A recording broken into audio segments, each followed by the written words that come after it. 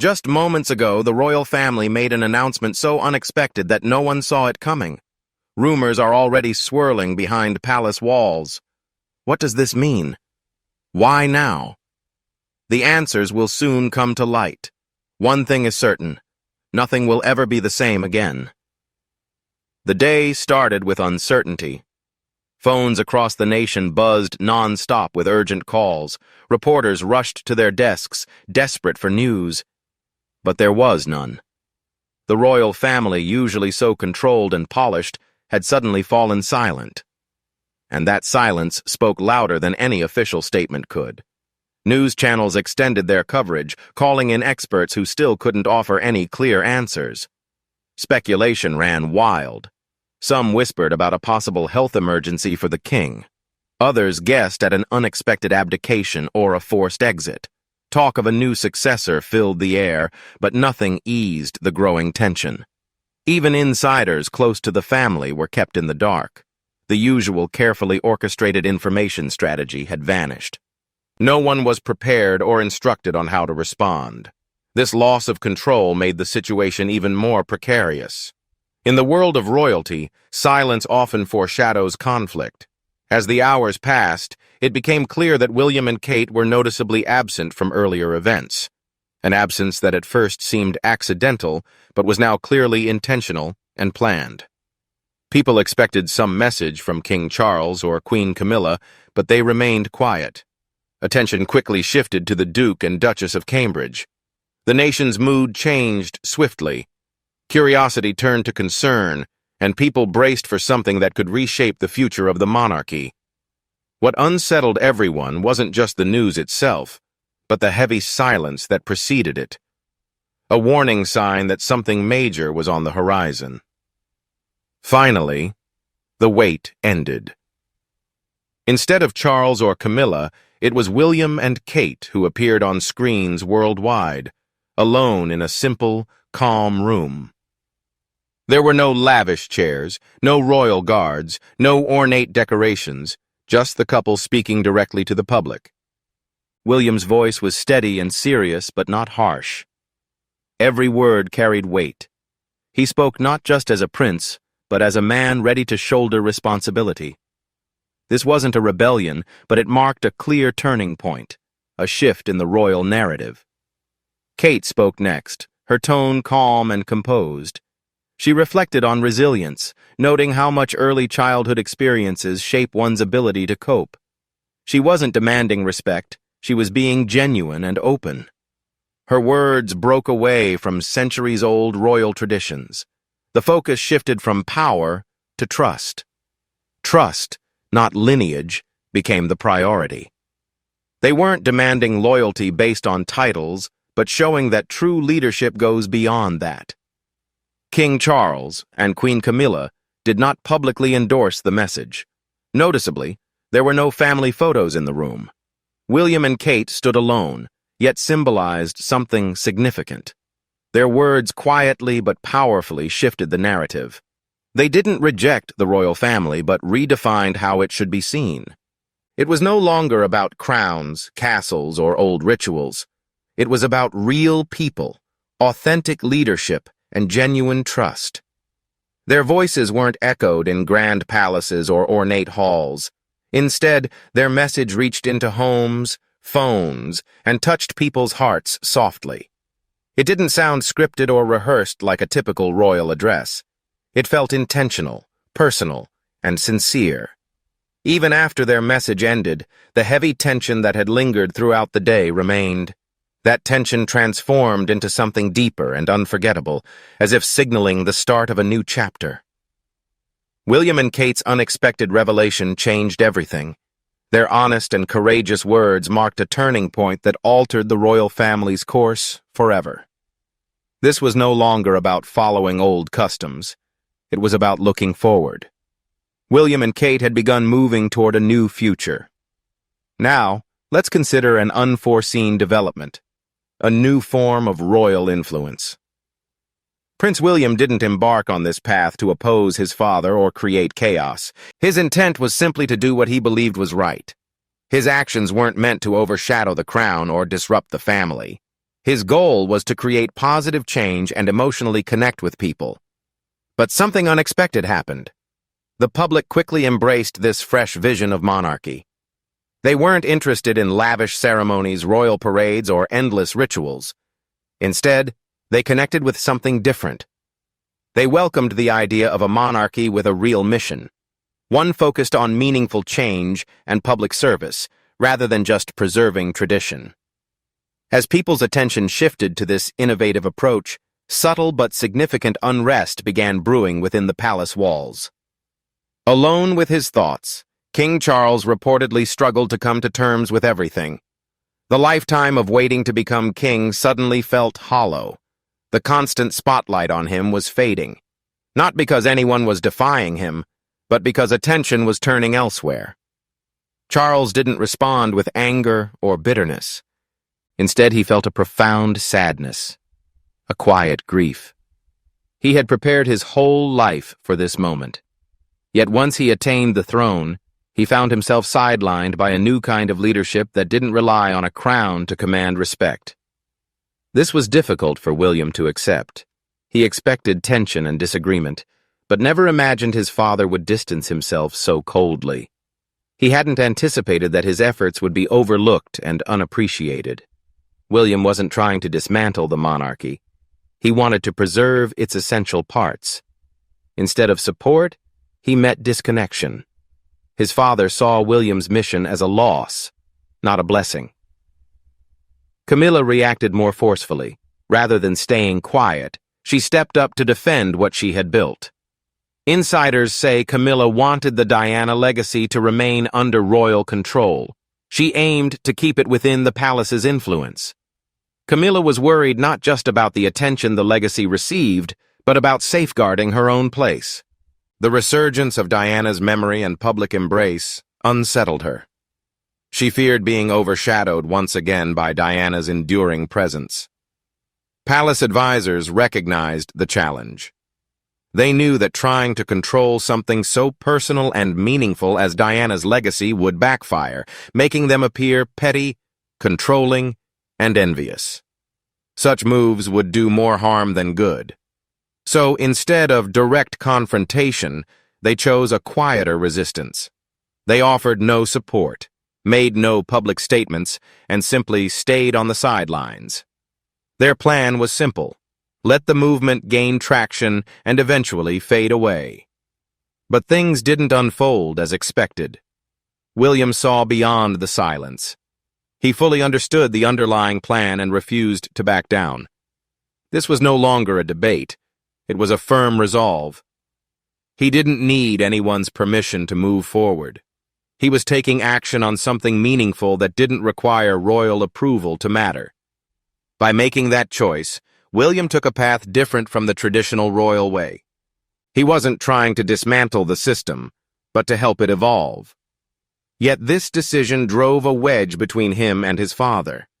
Their relationship grew distant, though no public arguments or harsh exchanges played out before the cameras. The divide wasn't fueled by anger, but by conflicting visions of the future. Charles held tightly to the world he knew, while William looked ahead toward a future demanding immediate attention beyond the palace walls. Changes were underway, though no official statements or ceremonies announced them. Still, it became clear the spotlight was shifting.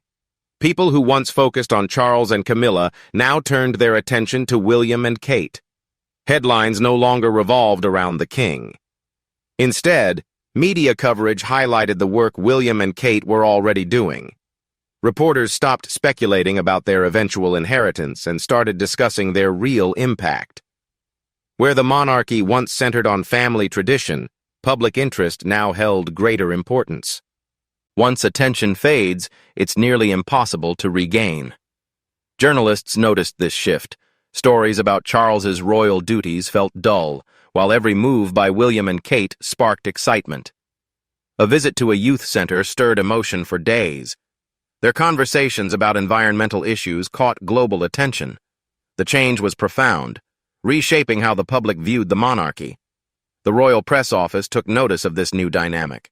Briefings shifted from Buckingham Palace to Kensington Palace. Younger royal staff prioritized William and Kate's initiatives, especially the Diana Project, over Charles's affairs. Photographers who once waited outside Clarence House now followed William and Kate wherever they went.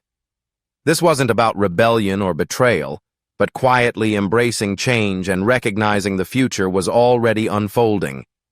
William and Kate's influence wasn't rooted in royal titles, but in the trust they'd earned from the public. Even younger royals began to notice and support William's efforts because they genuinely believed in the cause. The Diana Initiative wasn't just modern. It engaged people with its focus on authentic action, sincerity, and tangible results, keeping the monarchy relevant. In a world growing skeptical of big institutions, this kind of honest leadership was rare and highly valued. Could this explain why King Charles seemed shaken by the new plan unveiled? Let's explore. Charles was caught off guard, not angry but stunned. He had started to feel confident in his role as king, only to see attention shift away from him. The public's interest wasn't with him anymore, but with his son and daughter-in-law. William and Kate had launched a heartfelt and bold plan that captured the nation's attention. This wasn't just another routine royal duty or quiet announcement. The couple debuted a new YouTube channel aimed at modernizing the monarchy, a grand, daring, and emotional move that deeply resonated with people. Charles hadn't anticipated this outcome. This wasn't the future he had imagined when he took on his father's crown.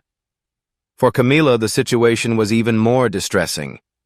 She had worked hard over the years to improve her public image, dedicating countless days to charity and portraying herself as stable and compassionate. With Charles by her side, she had transformed from a controversial figure to someone earning a degree of respect. Despite all her hard work, Camilla's efforts were undercut by one unexpected announcement. William and Kate's message came on the heels of Meghan and Harry's controversial interview, quickly garnering hundreds of thousands of views. While William and Kate didn't intend to cause harm, their announcement struck a sensitive chord with Camilla. The initiative bore Diana's name, a name carrying immense weight and influence. For years, Diana's legacy had been a constant shadow in Camilla's life, something she tried to move past but never fully escaped. Now, with the revival of Diana's memory everywhere, old feelings resurfaced. Quiet murmurs began circulating through palace corridors, with some expressing discontent. The unease wasn't because William and Kate had won public favor, but because they did so without following traditional royal protocols or seeking approval from senior family members. Acting independently and confidently, William and Kate left the palace with little power to intervene. This newfound autonomy unsettled some, widening the gap between the royal family and the public. Kate's actions made a notable impact, catching even the palace's attention. She didn't seek headlines or make grand statements. Instead, she quietly visited clinics, shelters, and community centers, sometimes without cameras or fanfare. Yet word of her visits spread, not through official royal channels, but through the people she touched. A young mother praised her kindness. A grieving teenager found solace in her presence.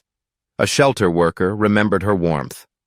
These heartfelt stories reminded many of Princess Diana, as Kate's genuine compassion, honesty, and ability to connect echoed Diana's qualities. Meanwhile, the palace remained silent for a long time.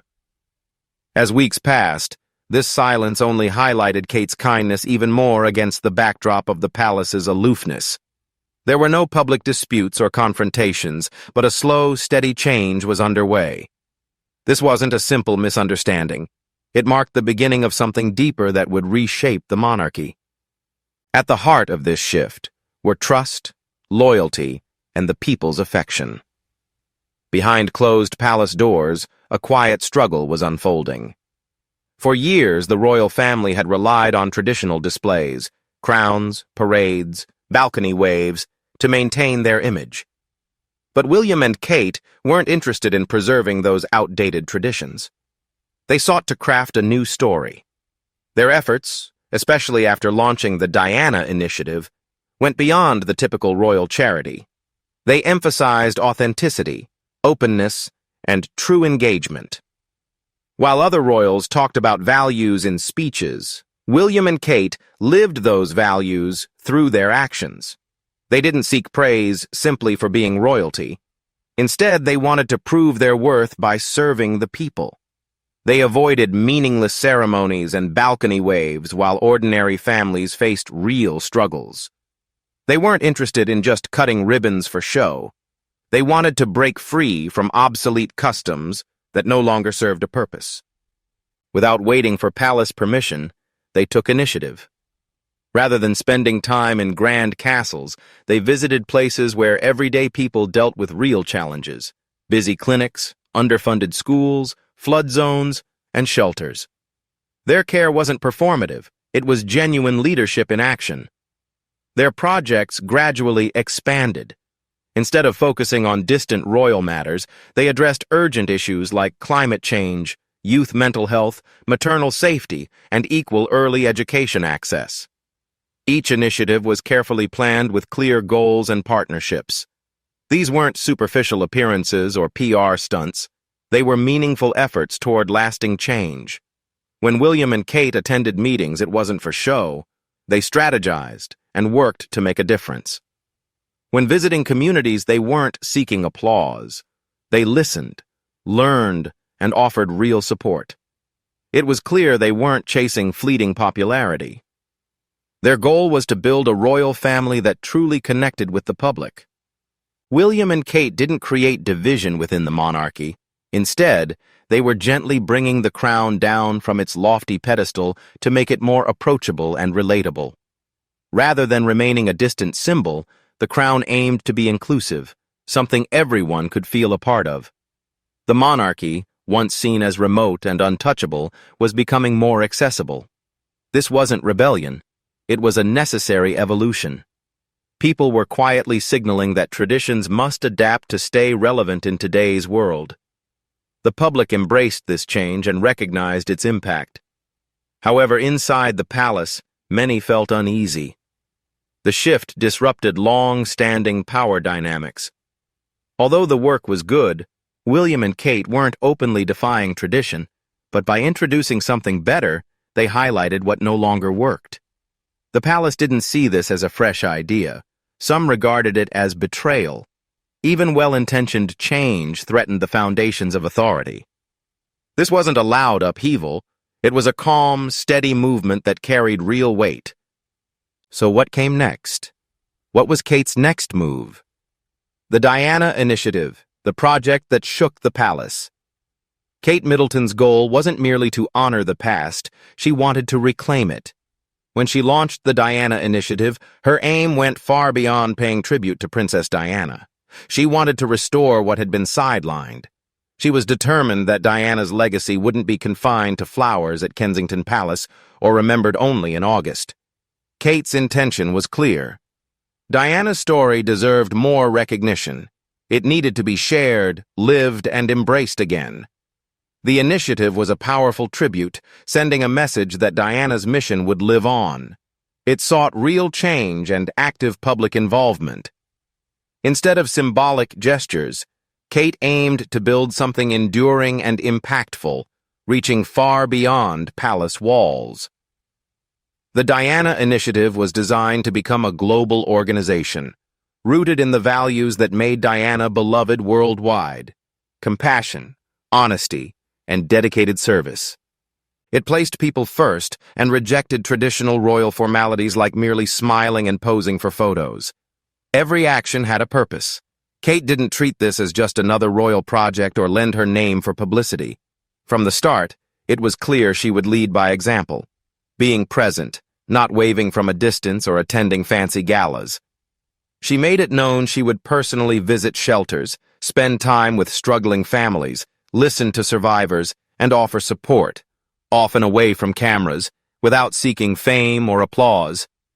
Kate wasn't looking for admiration. She simply wanted to help. The public saw the difference. She wasn't just another royal craving attention. She genuinely cared and worked with a dedication unseen in the family for some time. The Diana Initiative stood out for good reason. It wasn't only about preserving Diana's legacy. It was about advancing her work in a meaningful way. Kate wasn't trying to imitate Diana or live in her shadow. Instead, she forged her own path, embodying Diana's kindness, strength, and compassion. Many who witnessed Diana's struggles within royal life felt that Kate's rise to a prominent role was a special moment. Unlike Diana, who fought for recognition, Kate now held a central position of influence within the family. This shift was significant. Where Diana used kindness as resistance, Kate used it as a leadership tool. Support for her mission grew quickly, with social media users dubbing her the People's Queen, a title once held by Diana and now seeming to fit Kate perfectly. But this wasn't just about looking back. It was about the present. People noticed Kate wasn't waiting for a crown to lead. She stepped up early, ready to take responsibility before being formally asked. The Diana initiative spread internationally, gaining strong support. Kate's quiet revolution was transforming the monarchy forever. Her movement wasn't about grand speeches or lavish events. It wasn't about power plays or seeking spotlight. Instead, it was about connecting emotionally with those quietly suffering. Her work aimed to go beyond changing the royal family's image. It became tangible, impactful, and deeply felt. Even when media buzz died down and headlines faded, Kate stayed. She sat with grieving families, people facing hardships, and those bearing hidden pain. She spent time with survivors, students, weary parents, and exhausted healthcare workers, without cameras, reporters, or spectators. This wasn't a performance. It was genuine comfort and support. The Diana Initiative wasn't just another royal project. It was alive, purposeful, and committed to changing how the royal family engaged with the public. Kate was determined this transformation would happen. Her first step was helping build a nationwide program providing mental health support specifically for young people. Kate didn't create the initiative for fame. It was deeply personal to her. She remembered the heavy emotional burden William and Harry carried after losing their mother, suffering in silence. Seeing firsthand how devastating it is when there's no one to turn to, she was determined that no child should face such darkness without support. Her work extended beyond public appearances and announcements. Behind the scenes at the palace, Kate arranged private meetings with experts in maternal health, without any media coverage. These gatherings brought together doctors, midwives, mothers, survivors, and advocates who had often been overlooked. Kate's main goal in these meetings was to listen and learn, not to speak. During these discussions, harsh realities emerged, stories of neglect, racial discrimination, and gaps in healthcare that had been ignored for too long. Rather than rushing to craft speeches, Kate took detailed notes and absorbed what people shared. The solutions they developed weren't designed to win public approval, but to truly help those in greatest need. Meanwhile, William was stepping away from traditional royal routines. He began attending climate change meetings not as a celebrity, but as a regular participant. Instead of giving grand speeches or seeking attention, he showed up to listen and learn. Wearing a simple name tag and carrying a notebook, his focus was gaining knowledge, not praise. At one meeting, a young boy from a flood-affected community asked him bluntly, "Are you here to help or just for show?" William answered honestly that he was there to help, and asked the boy to hold him accountable. That moment, captured on a volunteer's phone, went viral. But William's focus remained on honesty, sincerity, and genuine commitment, not publicity. These weren't isolated events. They reflected a broader shift. More people felt comfortable stepping forward to share their stories. In shelters, community centers, and schools, people recalled how Kate listened like a friend, not a royal figure.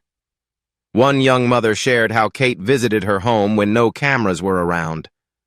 Heartwarming stories like these spread, creating a narrative the palace couldn't control. The royal family's behavior was changing.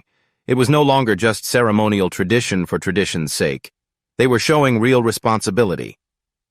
There was no orchestrated media campaign or strategy to sway public opinion, yet the changes were undeniable.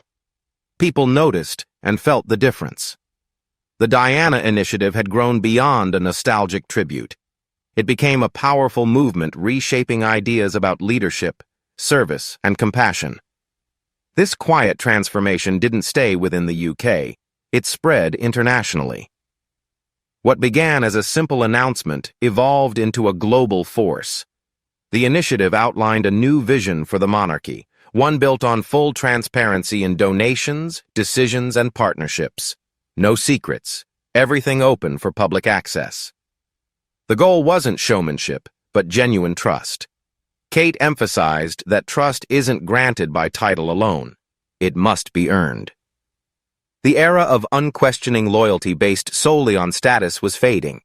In its place, a new foundation emerged, one of accountability, honesty, and thoughtful royalty.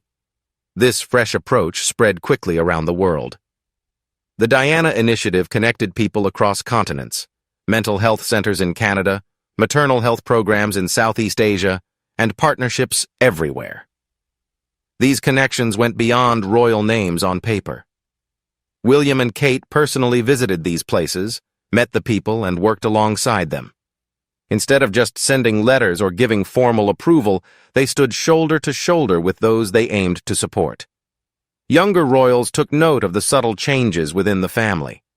Having once felt unsure of their place in the traditional system, they grew curious about Kensington Palace's new direction. They wanted to understand this approach that resonated so deeply with so many. They sought ways to join the transformation without losing their identities amid long-standing royal customs. For the first time in years, the royal family wasn't just responding to public expectation. What are your thoughts on the Diana Initiative? Share your opinions in the comments below. If you enjoyed this video, don't forget to like, share, and subscribe for more celebrity news. Before you go, check out the other videos on your screen.